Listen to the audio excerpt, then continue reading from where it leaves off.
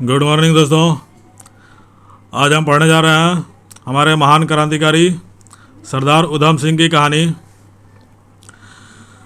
ये वही महान क्रांतिकारी हैं जिन्होंने जालियांवाला बाग हत्याकांड का बदला लेने की कसम खाई थी और उन्होंने अपना बदला पूरा भी किया था।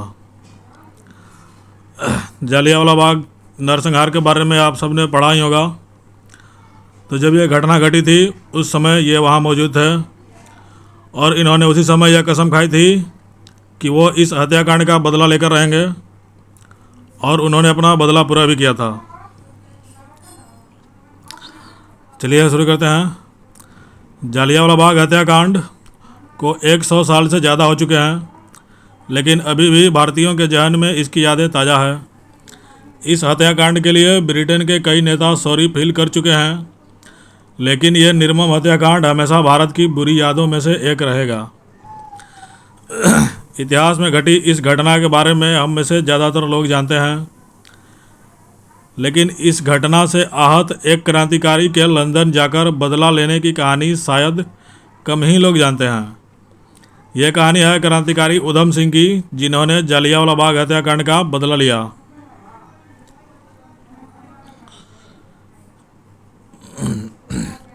जालियांवाला बाग नरसंहार में लगभग 1000 लोगों पर अंग्रेजी सेना ने निर्दयता से गोली चला दी। इस घटना के गवाह उधम सिंह ने उसी समय बदला लेने का फैसला कर लिया था।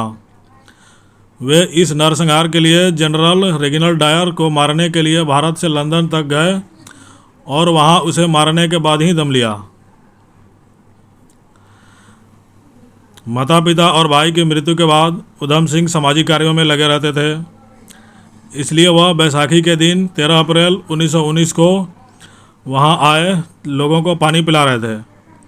तभी अचानक जालियांवाला बाग में अंग्रेज अफसर और कई सारे अन्य सैनिक आ गए। उन्होंने वहां मौजूद दरवाजे बंद किए और अंधाधुंध फायरिंग करनी शुरू कर दी, जिसमें हजारों मासूमों की जान चली गई थी।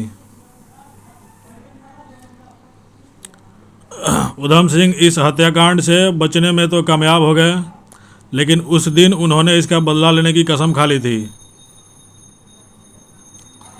जालियांवाला बाग हत्याकांड के बाद से ही उधम सिंह क्रांतिकारी गतिविधियों से जुड़ गए। इसी कड़ी में उन्होंने गदर पार्टी ज्वाइन की। बता दें, गदर उस समय एक सक्रिय क्रांतिकारी संगठन था जो अंग्रेज़ों के खिलाफ मोर्चा खोले हुए था। इसके अलावा यह संगठन देश के युवाओं में देश प्रेम की भावना को जागृत कर रहा था। अंग्रेज़ों के खिलाफ लड़ाई लड़ने के लिए इन संगठनों को पैसे की ज़रूरत होती थी, लिहाजा इससे जुड़े लोग देश विदेश जाकर पैसे जुटाने का काम करते थे। इसके लिए वह अंग्रेज़ों के खजाने को भी अपना निशाना बनाते थे। उधम सिंह भी यही करते रहते थे, जिसकी वजह से अंग्रेज़ों की नज़र में आ गए थे। इसके अलावा वह एक बार जेल भी जा चुके थे। उधम अपने गिरफ्तार होने के डर से यहाँ वहाँ छिप रहे थे।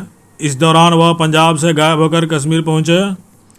वहीं उन्हें खबर मिली कि डायर लंदन में है।